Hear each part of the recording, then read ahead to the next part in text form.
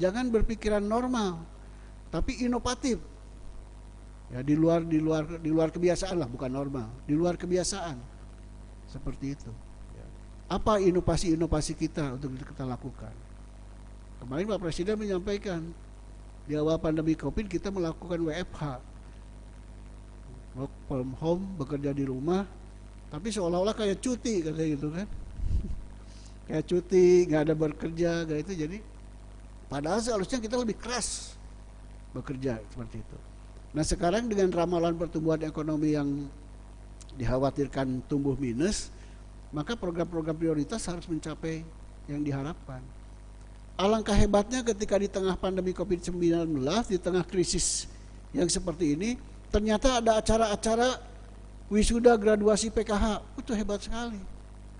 Pak Menteri kemarin menyampaikan di Garut, ya, ada KPM PKH yang graduasi di tengah pandemi COVID. Ada yang menyerahkan bantuan, Pak, jangan sama saya lagi, cukup sama yang lain, saya sudah mampu. Aduh, begitu hebatnya itu seperti itu. Itulah namanya program andalan. Ya, inovasi dilakukan. Nah, oleh karena itu, dalam kesempatan ini saya ingin menyampaikan, coba tolong saudara sekalian, selaku koordinator kecamatan, silakan dengan para pendamping, dengan pemerintah kabupaten kota, susun rencana kerja. Rencana kerja untuk menggraduasi KPM. Tidak perlu harus seluruhnya. Ya kalau seluruhnya hebat. Bikin rencana misalnya sampai Desember, berapa KPM di wilayah saya yang bisa graduasi. Nggak bisa 100, ya 50. Nggak 50, ya 10. Nggak bisa 10, ya 5.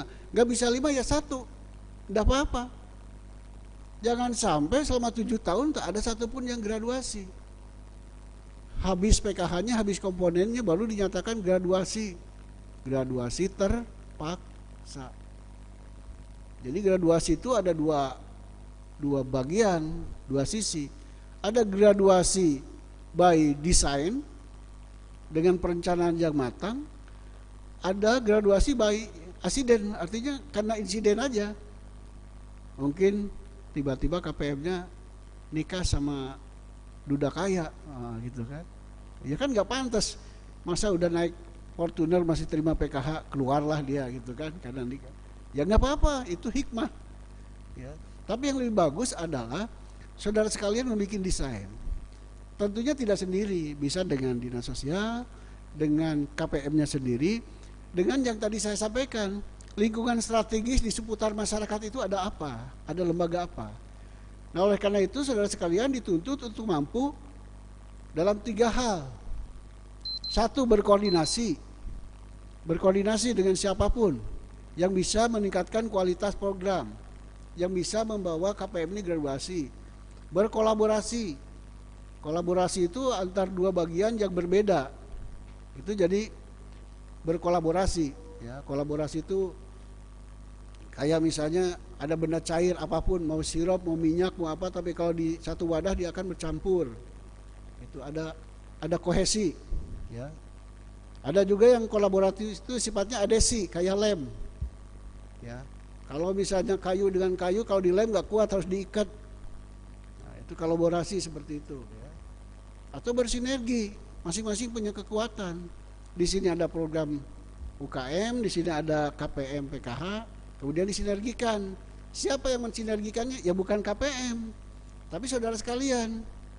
Melalui pemerintah kabupaten kota bisa bersama-sama, maka akan lahirlah graduasi yang sifatnya bisa graduasi komunal. Komunal itu bersama-sama. Apakah itu di tingkat RT, RW, bila perlu kabupaten, tidak apa-apa. Atau graduasinya individual, perorangan, tidak apa-apa seperti itu.